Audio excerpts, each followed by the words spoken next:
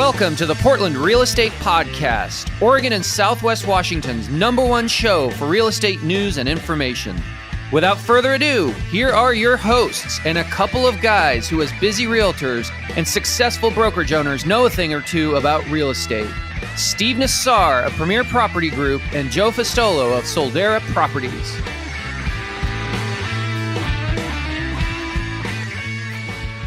We have a wonderful guest with a beautiful background, and I'm talking about behind her, even though she's going to share with us her resume background here shortly. But I'll give you kind of the backstory. So I was at an event in December. It was a Real Producers event. It was at a Renaissance home in Lake Oswego, not too far from here. And Dill Ward came up to me. We were talking, and she was so gracious and so complimentary. She said, I listened to the podcast. I've really enjoyed it for many years. She even mentioned specifically, and it was kind of eye-opening for me because I hadn't heard it quite this way. She said, you know, you had Carolyn Hote on a few years ago, it was before COVID. That was like right before COVID. I think that was January of 2020. And she said, I didn't really know her, but I felt like after the show, I really knew her because of the conversation and the interview. And did you say you've interacted with her since, or you just now know her from afar, Dill?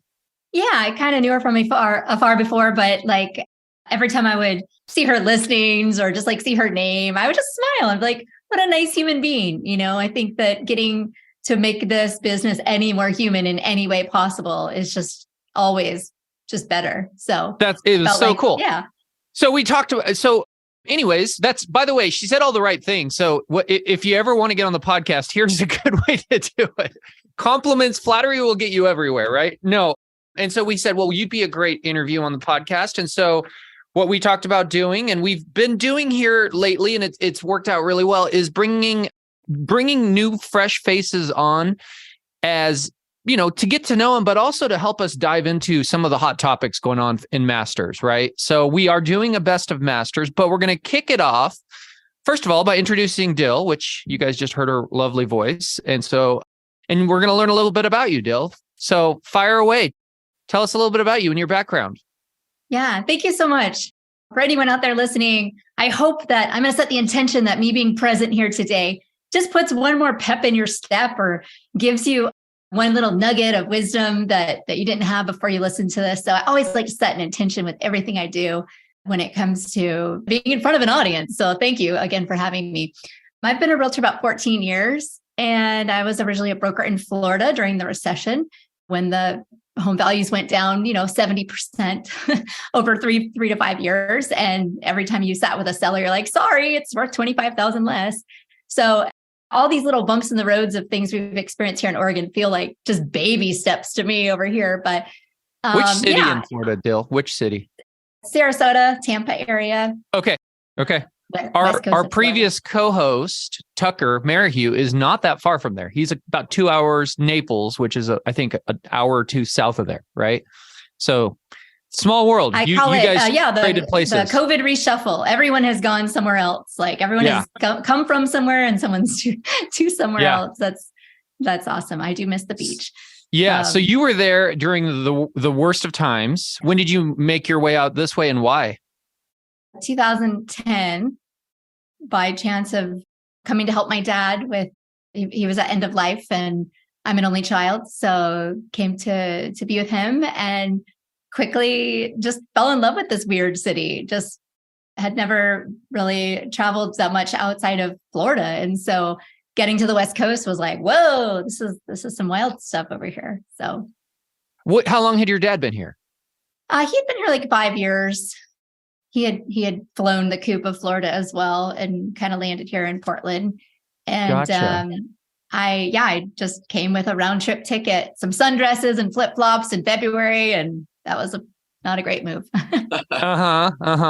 And did you immediately go right into real estate here and get licensed? And yeah, actually, I was a broker in Florida, and I saw that he wasn't gonna. I hate to say, wasn't gonna die right away. So I was like, well, I'm gonna be here for a little bit. And I was an investor, and I was like kind of just sniffing around looking for deals and just seeing what was, you can't help but be curious. Real estate just in you. Like you can't even go on vacation without like wanting to look at real estate. So, Totally agree. Totally agree. yeah, and literally I Yeah. was sitting in the driveway of a property. It was like bank owned property. And I was sitting in the driveway and this guy pulls up and he's like, "Are you the realtor?" And I was like, "No, but are you interested in this property?" It just like a deal started coming together in some weird random way of just sitting in a driveway. And then I thought, well, maybe while I'm here, I should just get a real estate license too. So it all just kind of like spawned into that kind of thing. And I should also add, it's hugely helpful to be a guest on our podcast when you are a big hitter like Dill. I, looked up your stats. I mean, you're a 40 million a year, give or take, agent. So, I mean, you're doing some serious business in the, I guess, under 10 years or around 10 years that you've been here. So, talk to us about that. What did you do to get going? And were you always at Living Room Realty? I started at John L. Scott, and then I was 5 years at Urban Nest and Living Room since 2020. So, okay. So you're relatively new there. Okay. Yeah. Okay. Yeah. I know 2 years, but COVID years kind of don't count because I didn't even see the office for a year. So, but yeah, thank you. I think this could be inspiring for anyone out there who's kind of getting started or restarted for like the 5th time. Networking, just networking. Like humans want to talk to other humans. Like there's always someone fresh off the boat who's new to our city or who is restarting their life or career. And, in the beginning, I didn't know anybody in this whole city. So I had to go person by person, coffee date by coffee date. And with who? Get specific. I mean, like friends, sphere. Well, I didn't have any friends over years. Yeah, so get specific. Like who are you engaging with? Was it open houses? No, that was not my jam. I'm not that great with strangers in that way. But no, like I would just go to Facebook groups or I would just go to I'd see a flyer for anything, and I was just like, oh, there's a meeting. I would just go to a meeting and just start talking to people and then say, hey, like, want to get coffee? And I just always have curiosity. Like I always want to learn just people's story. And I'm sure that's half the reason you have the podcast, right? You just love to like get to interact with new people and see a take on how things operate in other people's brains and like what the scenarios are for them. And so then in the beginning, the thing I decided was I want to be the most resourceful person anyone knows. Like I want them to think of me when they like the yellow pages of the world, right? So I literally have a box right here on my desk. It kind of reminds myself my, 5,000 business cards I've collected. It's just like someone's like, hey, I'm looking for someone to walk my dog. I'm looking for someone to help my kid get tutoring in Spanish. Like I just wanted to know a person for everything. And the more I did that, the more everyone just kind of thought of me for, come to me for a resource. And the next thing you know, we'd be talking about real estate, we'd be talking about life. And then I just kind of evolved into like, pseudo life coaching and you can do it to anyone. And that just spawned my career, literally just being helpful, being in service and being resourceful. Wow, I really think curiosity, what stems from that is be curious, always be learning. And we have to. This is something where you never hit your absolute quota of, I learned everything there is to learn. You should constantly be learning. And the idea of being the one resource is fabulous. We've had Sarita Dua on the show once or twice, and she has made a business on, matter of fact, her website, I believe, is Ask Sarita, because it doesn't even have to be real estate related. Someone can say, we're looking for a new puppy. I'm trying to sell my old car, just whatever. You're just looked at as a resource. And I have to take my hat off to you because from being here for, 10 years is a relatively short time. And then if you look at, you've moved a couple times. So we had a few years of COVID. You're relatively new at the company you're at, and you're doing such a fabulous book of business. But what's really interesting is in your getting to know people, you are getting very well known. I think you can say, hey, I heard this from Dill Ward, and everybody will picture you in their mind because you have this magnetism about you.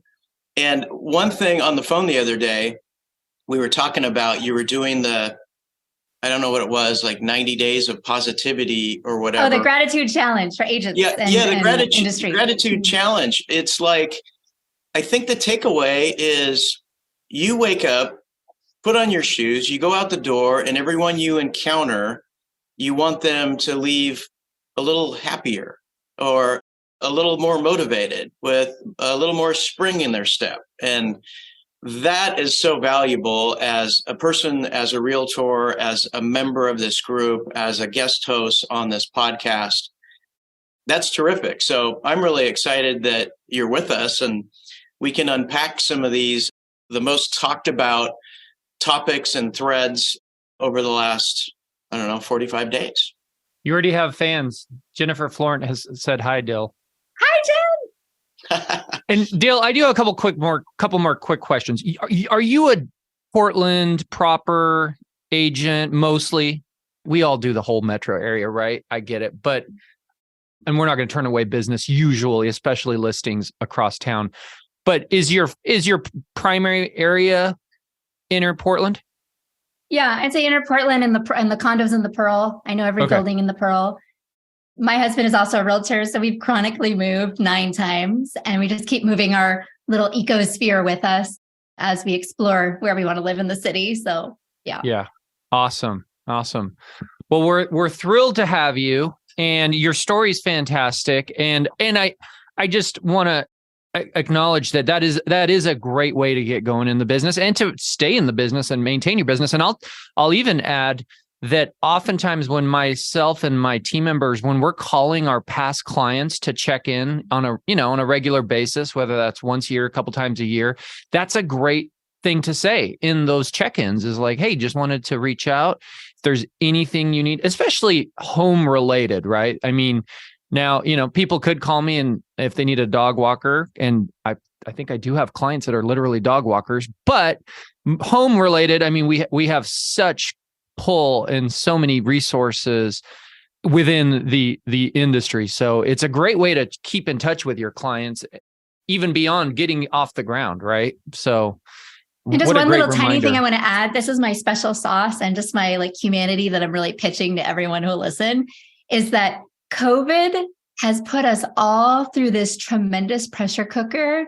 And even if you think you know someone, maybe there's an agent you did a deal with 5 years ago and you see their name and you're like, oh God, here we go. I'm trying to really encourage everyone to see everybody with fresh eyes, because we've all come out the other side of the pressure cooker a little different of a human being, a little more humanity. Now, some of us may still be a polished turd, but at the end of the day, let's give everyone a fair chance to re-reveal themselves to us and be open to who they might be now. So true. It is crazy what COVID brought out of humanity. I've never seen anything like it before. Interesting. Well, let's get into some topics. Joe, what should we start with? I'm just reveling in the polished turd, actually. I like that one. I like it a lot. With sparkles. Well, let's talk about the market. Let's kick off with that. Let's do it. I'll share it since it was actually your post. It was my post. And I think I finally just put to words what I think everyone was thinking. And I think the post validates that, right? I think we were all going, what the heck? Go ahead, Joe. Share. It's a great first post, I might add, because it seems like the second half of the year, it's been statistics, percentages of pending. We've had statistics of lenders out of the business and realtors dropping out in the December, January months. And where's our market going? And quite simply put, Steve wrote, something has broken loose in the housing market since the first of the year. Everything is busy and going pending. Wow, others feeling this too. And we got almost 100 comments of support that we're getting multiple offers again. If you price it right and stage it correctly, they sell. The key component is price it correctly. And that's what everyone's kind of struggling with the sellers trying to keep on that fast appreciating trajectory and not curving it for what our market really is. But if your price hits that market value line, it doesn't take long at all before you're in contract. Dill, take it away. What are you feeling? Yeah, I love that post. Actually, I think energy begets energy. So when you put that out there and everyone was like, yeah, it's on fire, I think it like kind of made me think, yeah, it's on fire. You need to go out there and get it, So good on you. But I think Joe's spot on. Like I love how you just said that about sellers trying to push the appreciation versus just, being more conservative. I think we need to be a tad bit more generous with each other to reveal just a little bit more of the hand on the pendings, because that's like the truer, knowledge rather than like something that sold 2 months ago. So I know we're all desperate for like, please tell me, like, did you get what you were asking? Oh, right. Concessions and everything else. Yeah. Yeah, because a closed sale at 550 doesn't reflect, there were 30 grand in closing costs and rate buy downs. It's like we need to know. We're like on the side of the appraisers now, begging realtors for knowledge. Mm-hmm. Mm-hmm. Do you give up that information when it's your listing and pending? I'm just curious. Depends how close to the mark, right? Or if you think they're about to list something that's competitive to what you have. But no, I try to do my best. I always ask the sellers like what they're comfortable with me sharing, but I try to be as helpful as possible, especially when I know that it's a fact-finding mission to try to, price something correctly. So yeah, the only caveat to that, I would say, Joe, it's a great question, by the way. Great question. And I encourage our listeners and our audience to be a little bit more sharing with that. Usually, it's not going to hurt you. The exception to that is new construction. I do work with a couple builders, and if you have a home in a subdivision where there's other homes, you do need to be a little bit more tight-lipped about that, right? Because you don't want to hurt your comps. But if we're just going into a neighborhood and doing a spot transaction, one and done, without something right there behind it that you know of that could be affected by it, I don't see the damage you can do. I don't think most sellers aren't going to care. Like what, especially unless they have two rentals next to each other, why would they care what you share? So I think it's helpful to our industry. And I think it's something we should encourage, right? And if you feel the need to check with your seller, check with your seller. But I'd say 99.99% of the time, if you go, hey, do you mind? An agent was asking how much concessions or what we're pending at. Do you mind if I share that with them? Now, you want to be careful if it hasn't closed yet, right? So there's a right way to do that. You could, be a little bit more vague, or depending on how many contingencies you're past, right? Your level of comfort could get a little bit more out there. But yeah, be careful with it. But I think it's an old school mentality that I'm not allowed to say anything, right? And yeah, great question. Well, you need to be convinced that the purposes are for pricing a different house. This broker doesn't have a potential buyer for your house. You're not giving up the goods if it's sold less than full price. You're trying to guide them so they comp the house. But, it's interesting. You think on deeper levels, and Dill said something that, what if they're listing something in the neighborhood and it's great? Maybe your buyers back out during the inspection period and go buy that other house and your listing goes back on the market again. I mean, that's a possibility, but I always try and be as helpful as I possibly can without breaching ethics or putting anyone in a bad position. And you can really tell the people that say, hey, I got a house, it's going to be going live in 3 weeks. And sometimes they even tell you the address. And I like to share, but then again, I'm not the boss, right? The boss are my clients. They have to be comfortable with what we disclose to other people. And some sellers don't want you to give any information until it's done. But yeah, and that's why we have to ask. Yeah. And I like to be really curious, ask, see, like he said, get the address, find out what you can find out. Like, oh, what's coming? Sometimes it's a great time to like go on your own expedition of fact finding right back. So about a month ago, an agent texted me. She was really nice. She said, I'm about to list something near you. I see you're pending. What can you tell me? We were closing. Docs had gone out. We were closing like in 2 days. I just gave her the number. I go, we were a little bit under. Here's what it was at.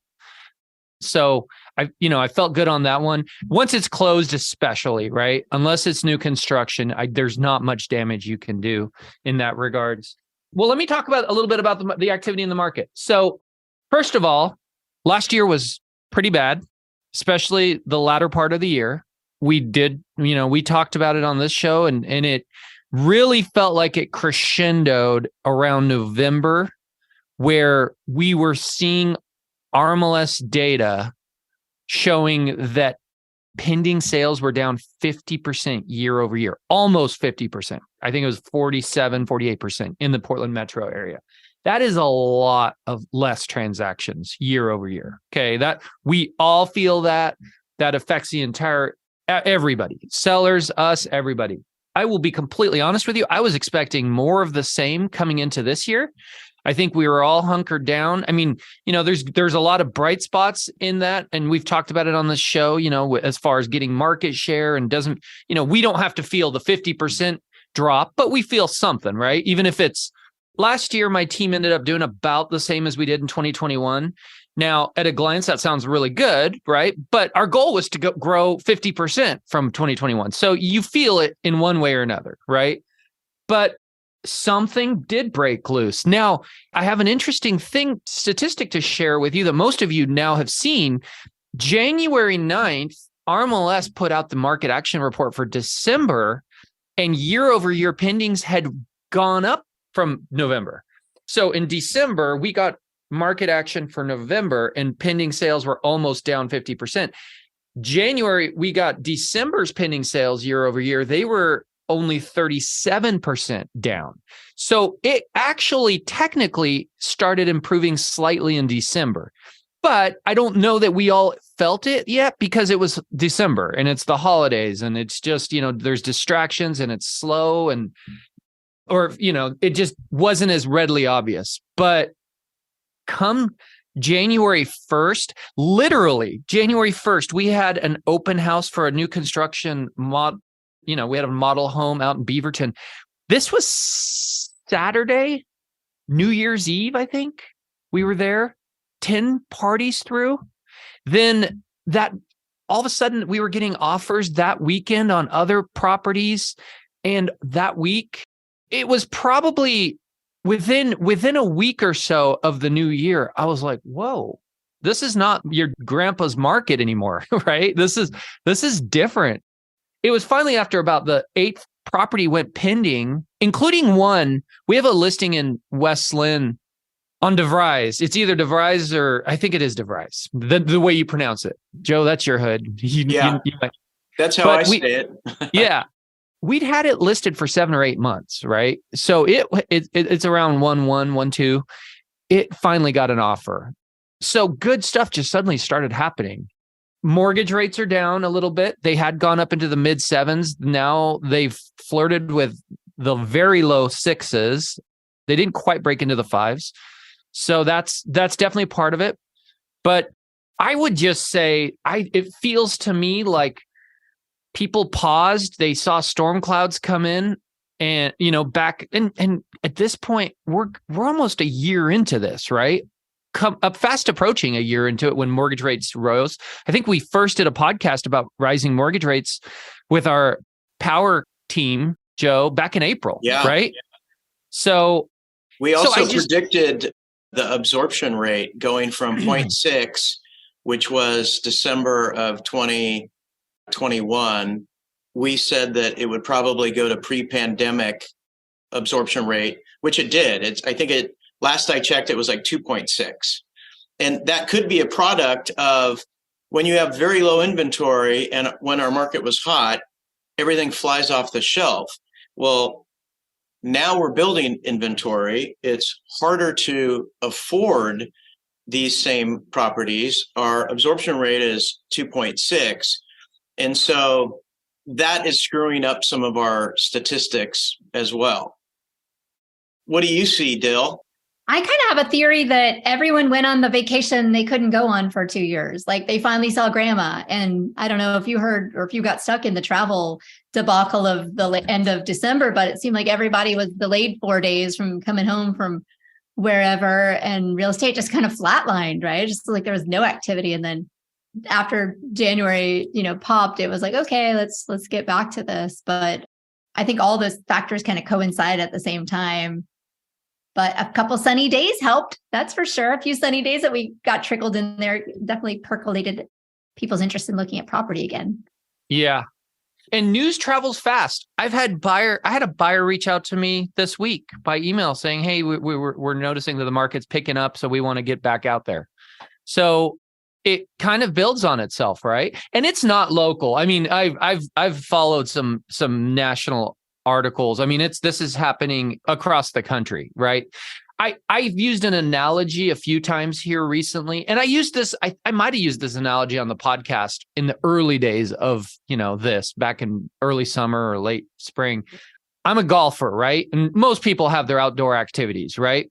Well, as a golfer, we have long, wonderful summers with lots of great weather here in the Northwest. So if it's late October and you've had all summer to be out there, regularly playing golf, when the storm clouds come in and the rain comes of November at some point, your first instinct is to go, okay, let me stay inside, watch a movie. What's on Netflix? Let me do a puzzle. Let me read a book, right? You do that day one, then day two, then day three. Well, for me, a hardcore golfer, after about a week of that, you're like, I've got rain gear. I can go out there. And you start to get a little stir crazy, right? And it just feels a little bit to me like that has happened in the housing market, right? When the storm clouds came in and everybody was like, oh crap, rates are going up, prices are probably coming down, which we all agree they have to some extent or another. The buyers tapped out. They're like, well, they sat on their hands. They may have needed to move. They may have needed a bigger house. They may have needed to change locations, but they said, I don't need to do that today. I'm going to take a break. And maybe, just maybe, we're on day 7 of that rainstorm and they're coming out and they're going, okay, you know what? I got my rain gear on. Rates are higher. I'm a little bit used to it and prices are down a little bit. I bet I can get a little bit better deal. And they're making it happen. So I think it's the very first sense of relief, because when the rates were mid 7s, low 7s, everything they bid on had 15 offers, and some of them went, 175,000 over ask. They could finally put a W in the win column, right? The rates are still higher than they were a year or 2 years ago, but the inventory has quadrupled. And I read this statistic, and I don't know where I read it, but it was something about in November and December, 80% of the sellers gave concessions on the sale of their property, either, a 2-1 buy down or just a credit towards closing costs or something. So the buyers who aren't going into complete cocoon mode, waiting until the rates are back where they once were, they can go out there and have a reasonable shot at buying a place. So I think that's very positive. And for the sellers, usually these cycles are, 5 to 10 year cycles. And to wait it out to get back to where we were in April of 2021, it's going to be a really long time. If you just say, hey, look, we were at the bottom at 2012. We appreciated fast and furiously for 10 years. We had a little correction.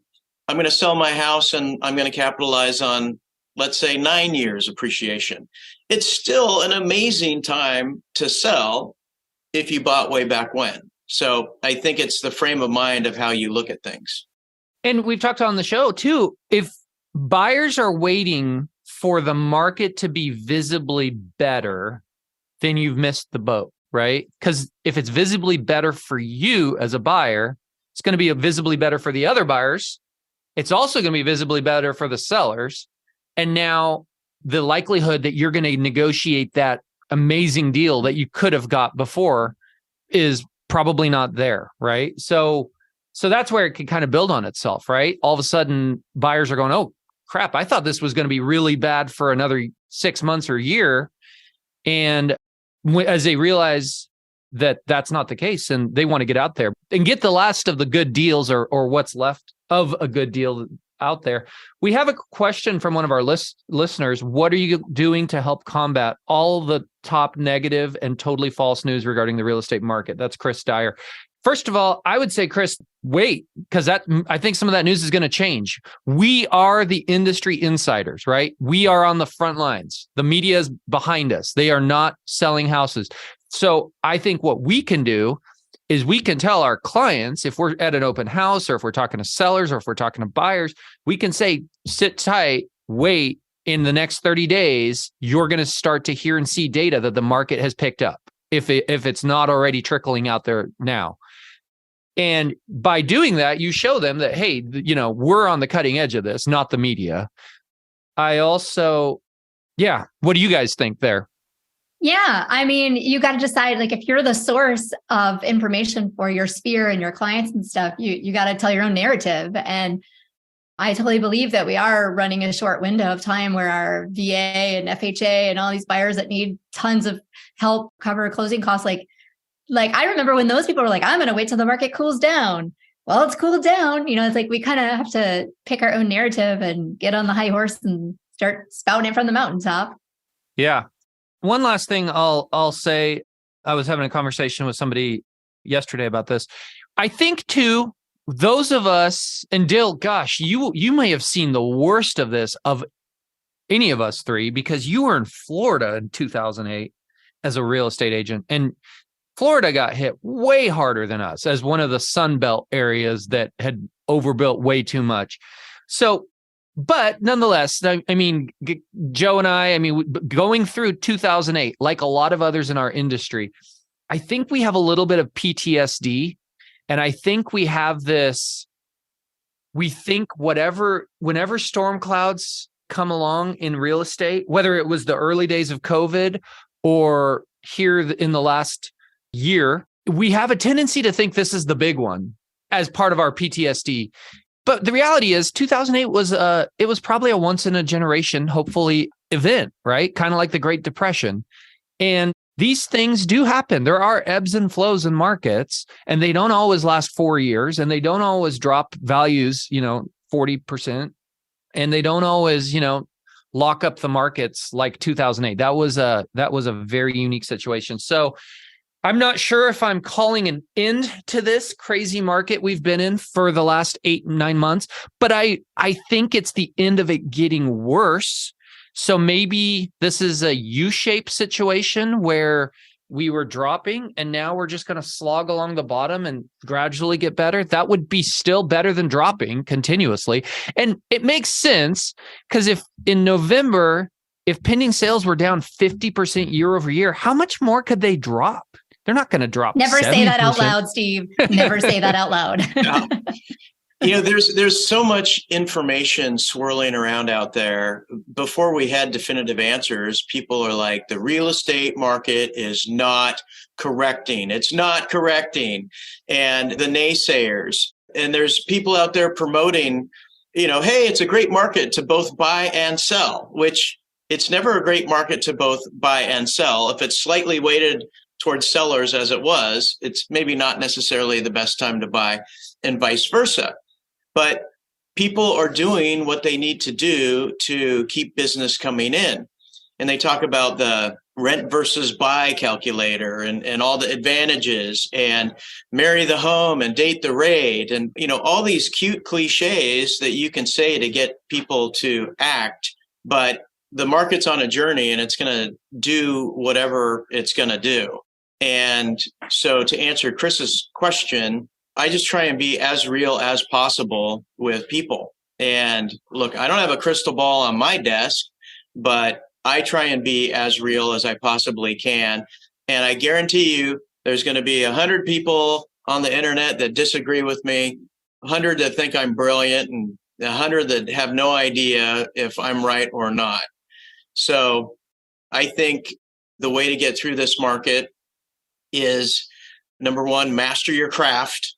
And if you haven't been doing it up until now, it's probably too late. You might be one of the statistics that's, Talk about those statistics. Talk about those. Let's segue into that conversation, right? 40% less loan officers renewing their license. Mark Alto. Yeah. So Mark Alto made a post, and Mark is great for throwing out statistics. He loves numbers, and he can condense it into kind of a readable, understandable, digestible way.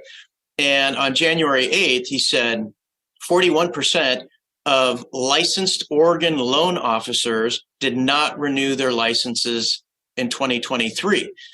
That is imperative because it's not far away from the real estate market when you have PMAR dues of $680 that come due in January. You have your Century Lock dues, RMLS dues. The plight of the lender is sometimes synonymous with the plight of the realtor who isn't getting enough business to sustain. He said nationwide, the figure is closer to 40%.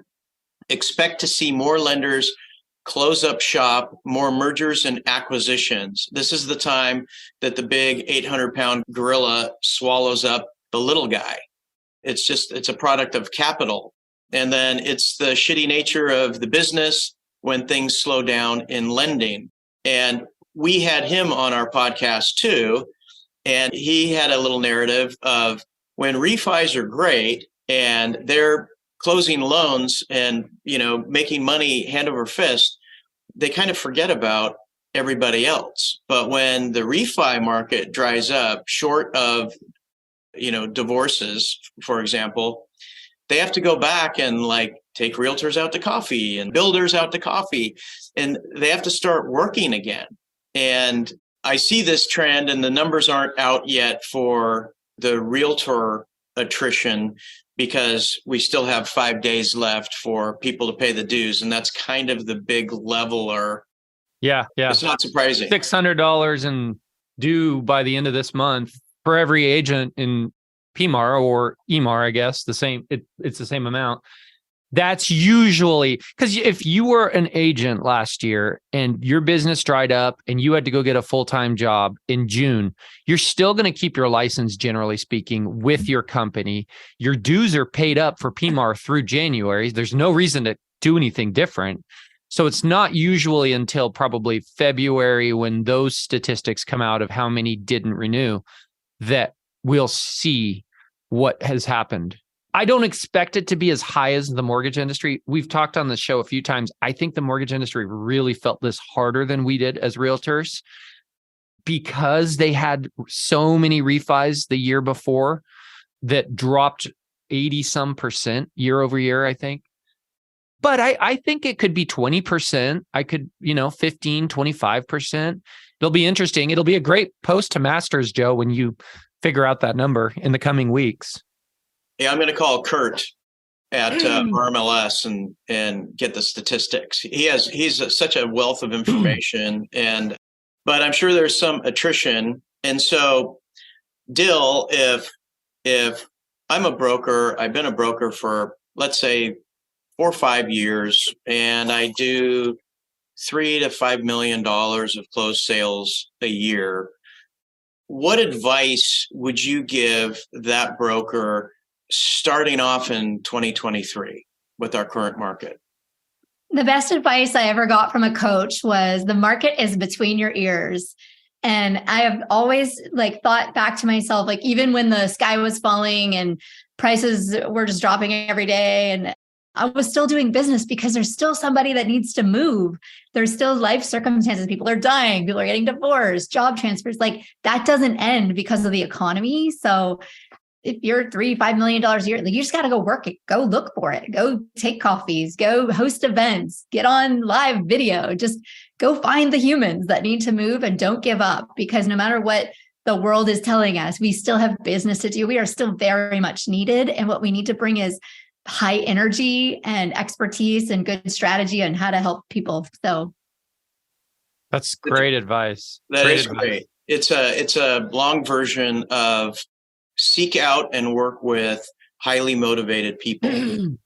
So besides master your craft, be great at what you do, work with those people that have the biggest need. And, the positive side of death, divorce, and losing a job is there's people getting married, having babies, and getting promoted or transferred. Mm-hmm. And those are the people that life doesn't stop for real estate. You can't always sell high and buy low. When you have a real estate need, you kind of get the market that you're in and make the best of it. And there were people in 1984 that were buying houses at 18%.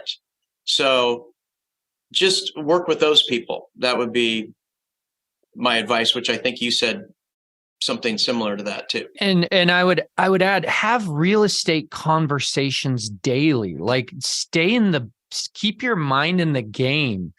Don't check out. If you don't have a client today, or you don't have something to do today, and I'm not advocating never take a vacation. That's not what I'm talking about. But if you don't, get on the phone, call people, go preview homes, research stuff on RMLS. Keep your brain in real estate, because here's what's going to happen. Somebody's going to reach out to you and ask you a question, and you're not going to be caught flat-footed without your head in the game, right?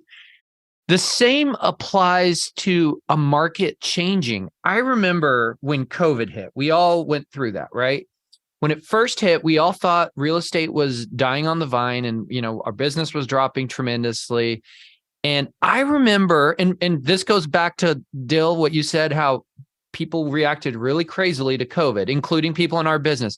I remember certain agents checking out of the business on social media, like on Facebook. I saw them talking about how they had no business. They were talking, some of them were griping about how they wanted, their free cash from the government, and they didn't qualify and all. But what happened was, all of a sudden the business started coming back, and we all know how that story went. It came back in a huge way, probably the biggest boom of our lifetimes, one of them anyway. Those people who hadn't kept their head in the game, they were way late to the party when in catching up and realizing that things were good again, right? And I wonder if some of that is happening right now, right? If people in November and October and September who thought, oh my gosh, the business is so slow, and where am I going to get my next lead? And maybe I'll, and they just get distracted away from the business. Are they catching this wave of activity in the same way? Absolutely not. So stay in the business, keep your head in the game, keep having real estate conversations, and stay in front of clients. And when that next wave of business comes, you will be there ready to ride with it. And to add to that real quick, momentum is like everything, right? So here's a perfect example. I ran into a contractor somewhere, and I just asked him, how are you doing? How's things? And he's like, oh, business is so slow. There's nothing to do. Nobody needs my help. And then literally later that day, I got a cold text message from a contractor who's like, hi, I see you're a realtor. If you have any needs to look at siding or anything window related exterior, here's my number. And just so happened, I was in the middle of a deal, where I did need that. And I called him up. I'm like, thanks for calling. Who are you? And I just started vetting him. And I mean, here's the point, is one guy's sitting in the corner going, well, there's nothing to do. And another guy's just throwing it out there going, can anyone need me? I think there's a lesson here for us in our business, is we can be sitting on the couch going, no one's calling about real estate, or we can be going out there and crafting opportunities and showing people how to put things together. And I think it's all in the energy and the momentum. So I love that. I love that. Yeah. The universe, some of this is physics, law of, the universe. It smiles fondly on positive activity, right? Part of that, and I think what you said, I love what you said. It's in between your ears. That's where it starts, right? If you are putting yourself out there, if you're reaching out to people and you're trying to have real estate conversations and drum up business, when that business comes at you, you're not surprised and you're ready for it. Whereas if you're out of the game and your head's out of it, when that opportunity does manifest itself, you're caught flat-footed. You're like, I don't know how to talk about real estate right now. I'm too busy complaining, right? Or, you're just not in a good headspace. So I love it. Great conversation and great advice. You were going to segue, and before you did, I wanted to jump in, not on that topic, but on the segue. When you guys were little, did you ever play the game Hot Potato? Yes. It's hot. You had to hold it for a short time. Catch it. So our next topic is Amy Muncie is always great at putting streams of consciousness, mind-bending posts And this one is everything she thought of in 2023. She just threw it against the wall. And so this post seriously comprises maybe 10 topics. And so I'm going to read the most important ones. Some of them are just kind of like her thoughts, but I'm going to read the most important ones, and then we'll play a little hot potato, get your take on it, and then we'll just go through her whole post because it's lots of great stuff in here. So the first one is photos and floor plans, them being images, them being a part of RMLS, and us getting little nasty grams from RMLS to remove all words from photos and not have diagrams. And what's your take on that? Can I talk about that? Sure. Okay. First of all, you mentioned you're going to call Kurt from RMLS. Please bring this up to him, Joe. And I would encourage all of our listeners, please bring this up. RMLS I've been in contact with them by email about this, and I didn't even realize this was a rule. Now, they have acknowledged that there is a process to change this rule. And I believe we all should band together and change this, because I do not think this is correct. I did not realize this was a rule, but you cannot put words or text on any photos or images in RMLS. That is their official mantra. Now, not necessarily. Well, there's a couple exceptions. I think virtual staging or something like that. It seems to me like, from what I'm understanding, for years and years, this was never policed, or nothing occurred from it. Somehow they put some artificial intelligence into place. All of a sudden, one of my listings got flagged a few weeks ago, and that's when I reached out to RMLS. And then that's also when a couple of these posts came up in masters. Okay. Generally speaking, on our listings, we like to do drone shots, right? Have you guys ever seen one of those drone shots? I hate them, by the way. I'm going to give you the opposite of what we do. Have you ever seen those drone shots where it's a house in a subdivision and you just see this shot and it's a sea of houses? And you don't know which one it is. Which one is it? Right? I hate that. Right? To me, that's just, it makes no sense. And so what we generally do, and granted, you could just put an arrow there. Okay. And I don't know if that's considered text or not, but maybe it's not. But we usually put the address there with an arrow. Okay. But we go a little step further. Hey, there's a New Seasons just 5 blocks away, and we'll put New Seasons with an arrow. Or here's Lake Oswego High School nearby, or here's I-5 nearby, right? Showing freeway access. To me, that is brilliant marketing. It's showing visually proximity to something that people want to be near, right? Yes, it's text, but we should be trusted to do that correctly, right? If RMLS trusts us to go into our houses and stage them and prep them so that the pretty pictures look pretty, then they should trust us to put words that aren't going to obscure or be ugly or brand ourselves, right? And by the way, make no mistake, if I was to put my name there, that would be flagged in a New York minute. We all know that, right?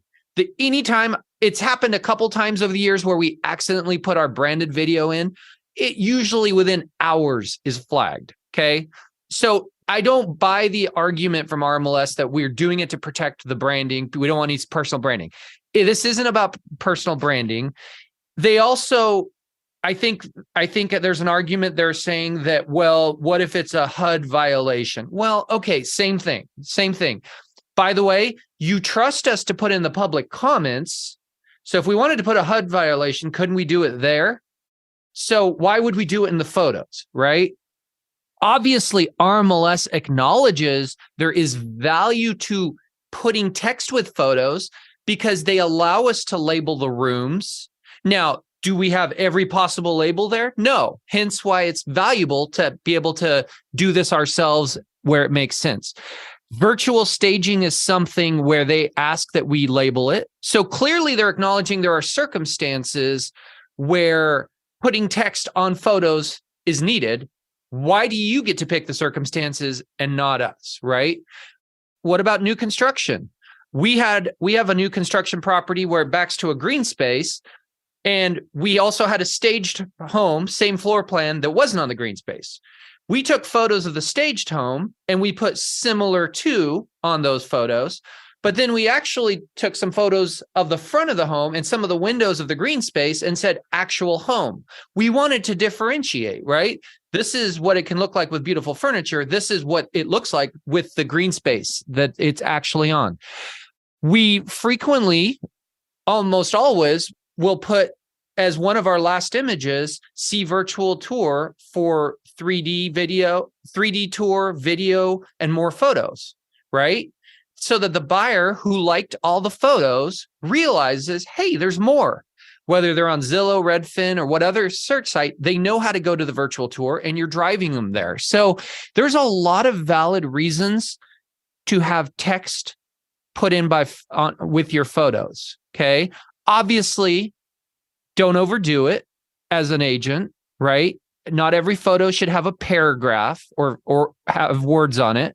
But that's where we're trusted, not only by RMLS, but our clients, right? Because if we're putting paragraphs on all of our photos and making them ugly, our clients are going to see that and they're not going to hire us to list their houses, okay? So as you can tell, I'm a little fired up on this. My admonition is let's all please. The game of hot potato is you're not supposed to be wearing oven mitts, Steve.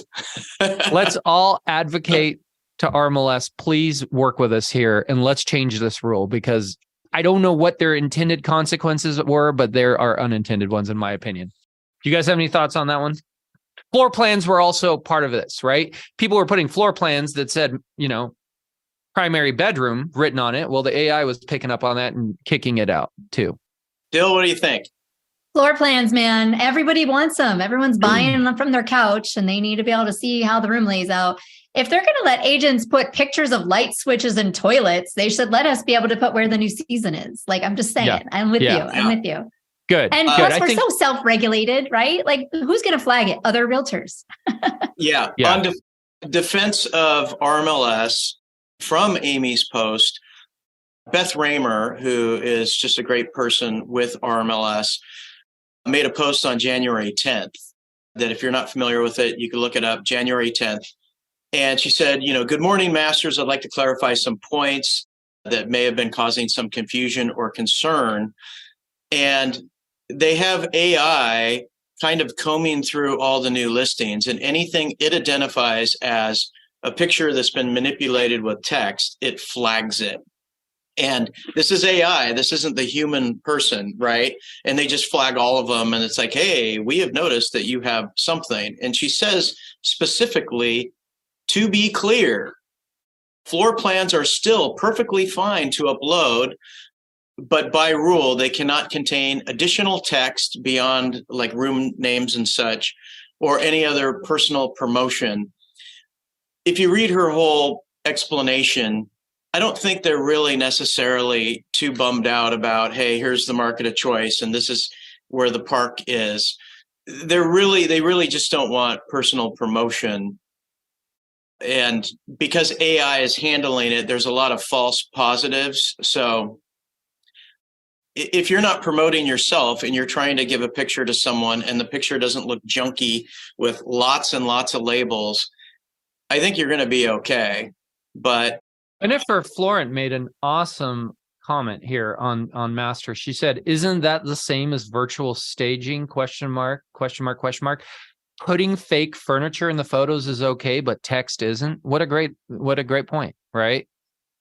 Obviously, they're allowing us to alter photos.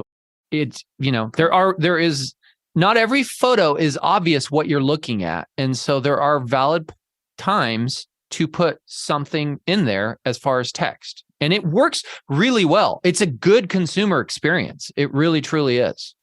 Let's move on. Move on to the rest of the hot potato. Okay, so the next important one is when we interviewed Kurt from RMLS, they're going to be RMLS and part of our PMAR packet. They will pay for and provide an alternative to Showing Time, which Showing Time is owned by a real estate brokerage, Zillow.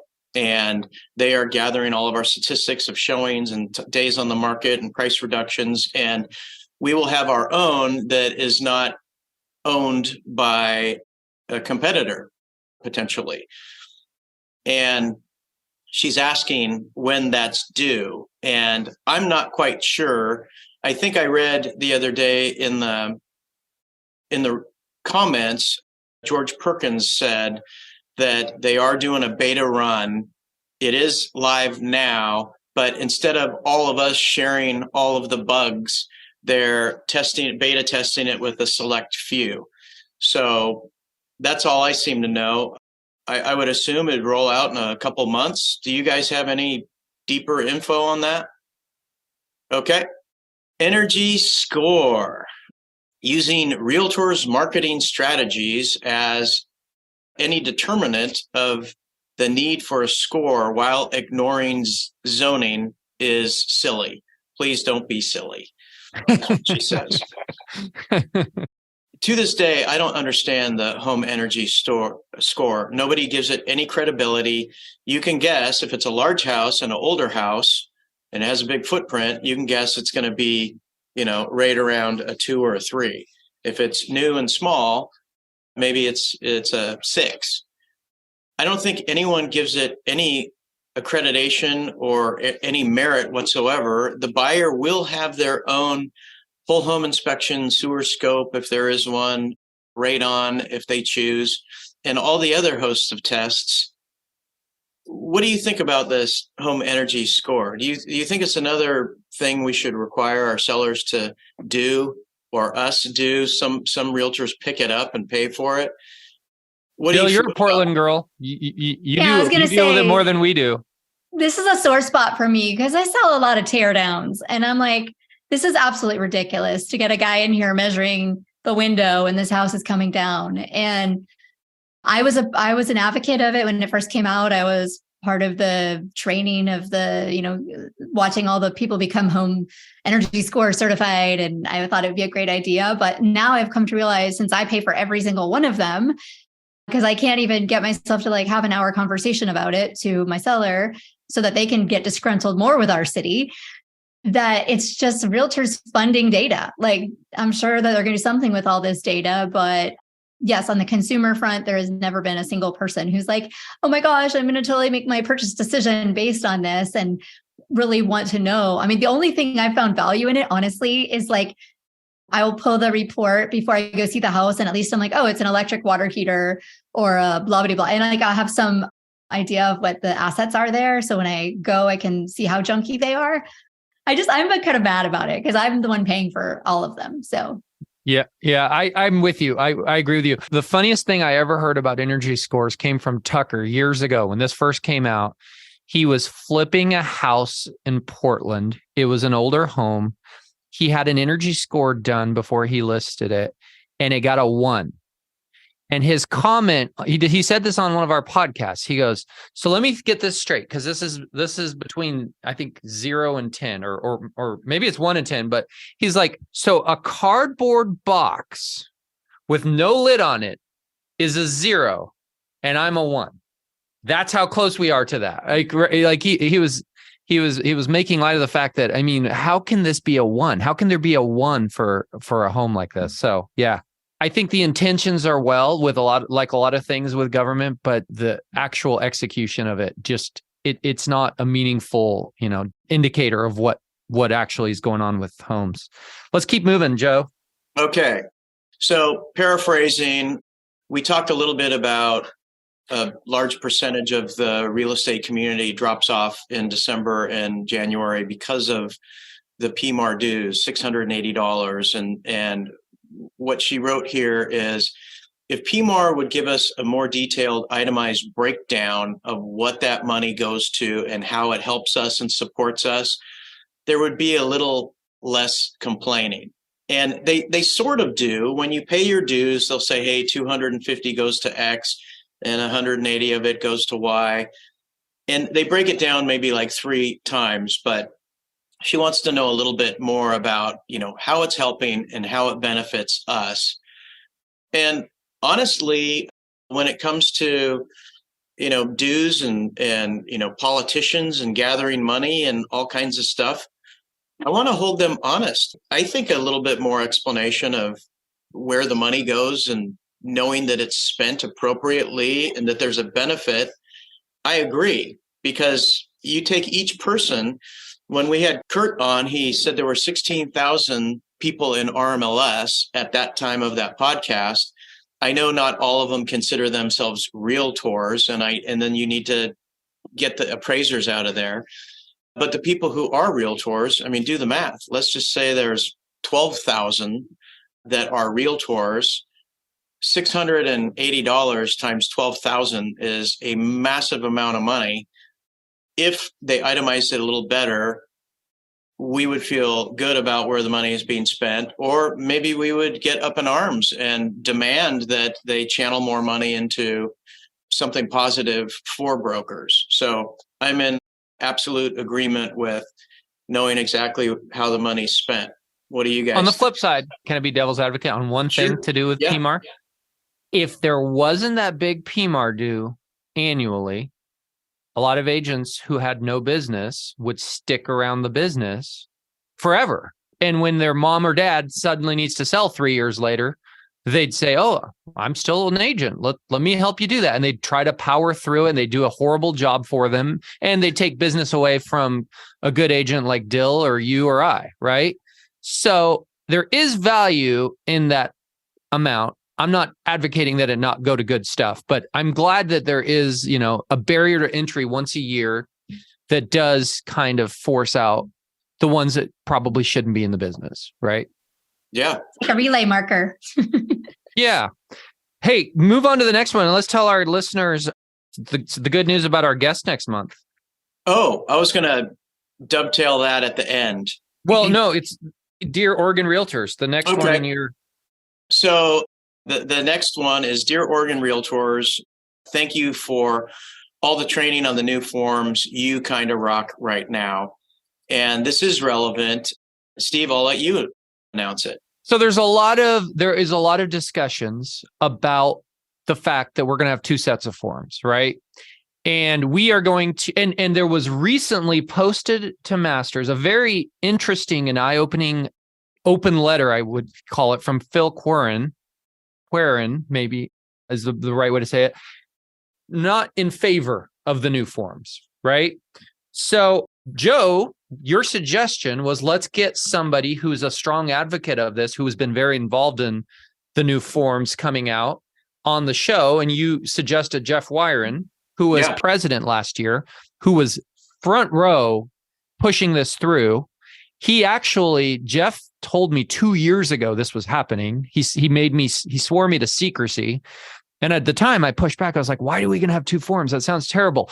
Now, as I've said on this show before, I have nothing but respect for Jeff and other people at OAR, including Jenny Pecula and other really smart people who really do have our best interests at heart.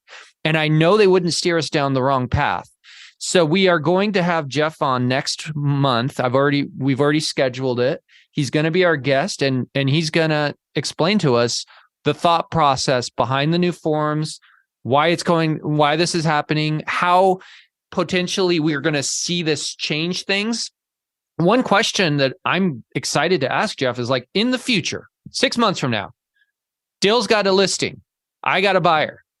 I use OREF. She uses the other, or vice versa. Do we need a form to figure out the forms? Like, does she pick? Do I pick? Do we text back and forth and debate? I mean, there's some serious questions to unpack here. So look for an upcoming episode where we're going to really dive deep into this and ask the tough questions that Phil Queren was asking, right? Because he was making the argument that it's illegal. We as agents aren't allowed to practice law. But if we are saying to our client, no, use this form, not that form, he's saying, aren't we practicing law by saying which one protects you better or is better for your situation? So I'm excited for that show. We do practice law, though. I'm not an attorney, but I write legally binding contracts every day. It's a weird rule. It is a rule. I've never understood it. but it's technically the case, right? We're supposed to, apparently the rule says we're supposed to say, what would you like to offer? Okay, let me put that here in this form. We're not supposed to advise law. We're supposed to just grab details and put them into forms. But I don't think in practice it always plays out that way.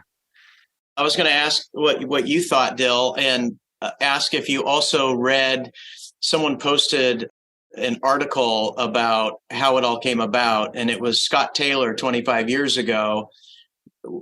25 years ago, we had 3 different sets of offers, like a PMAR, an OREF, and a something else. And he's like, the liability is on us. We're practicing law when we shouldn't be. And, what if we're picking forms when the seller could be asking, hey, what form is weighted more towards a seller, or what's weighted more towards a buyer? And he was the advocate of one form. And I don't know if you read it, but I would love to hear your take on the new forms and what you think about them and where you think it's going to go.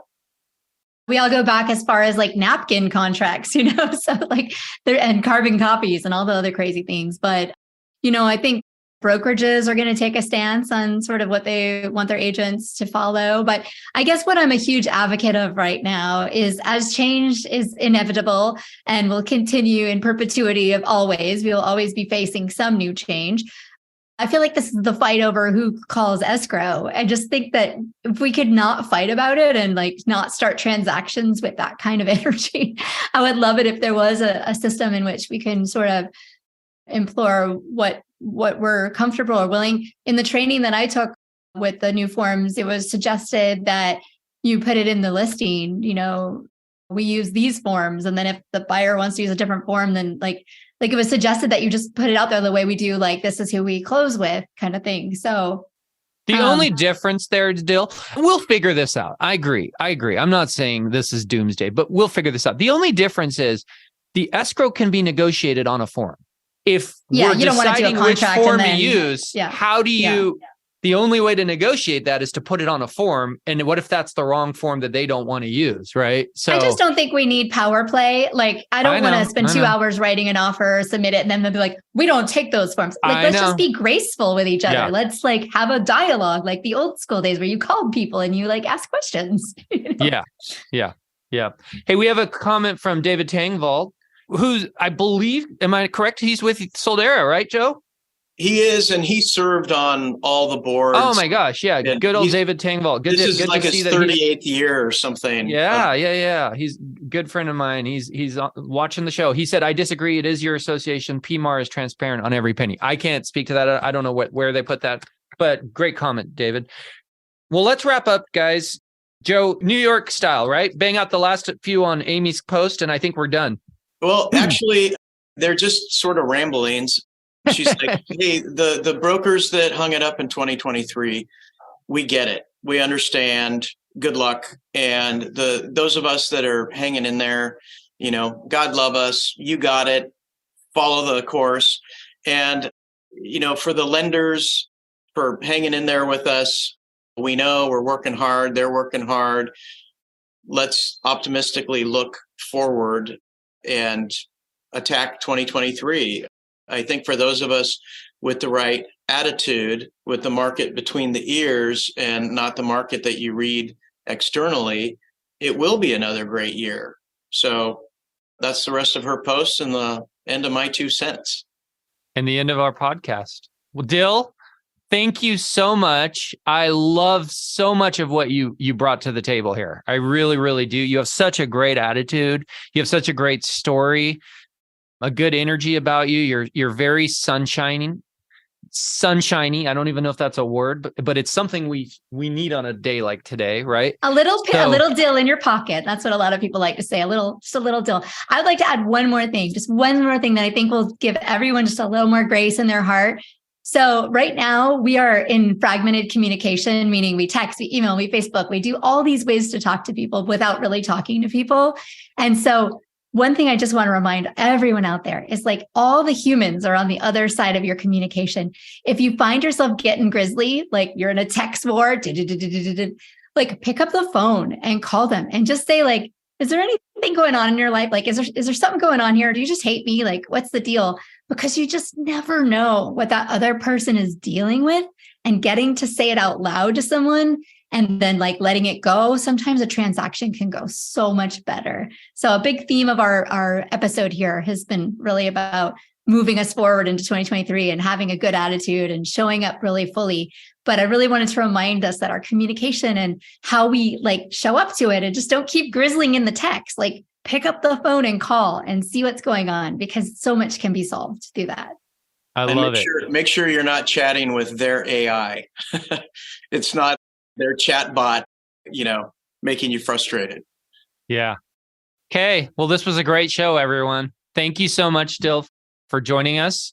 And I think our listeners are going to get a lot out of this, and they're going to be, next time they see one of your signs or do a transaction with you, they're going to go, I know Dill. You were the sunshine on that episode a little while ago. So thank you.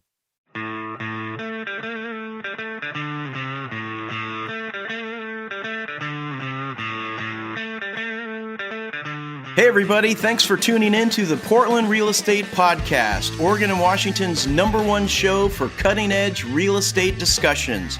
Also, I'd like to give a shout out to the members of Masters in Real Estate, a private and exclusive Facebook group, and the #1 source for all real estate topics. Thanks for being there, gang. I love you. Finally, I want to thank our faithful listeners. Without an audience, we're just two guys talking to each other. Make sure you hit the subscribe button so the new episodes automatically come to you. Make it great.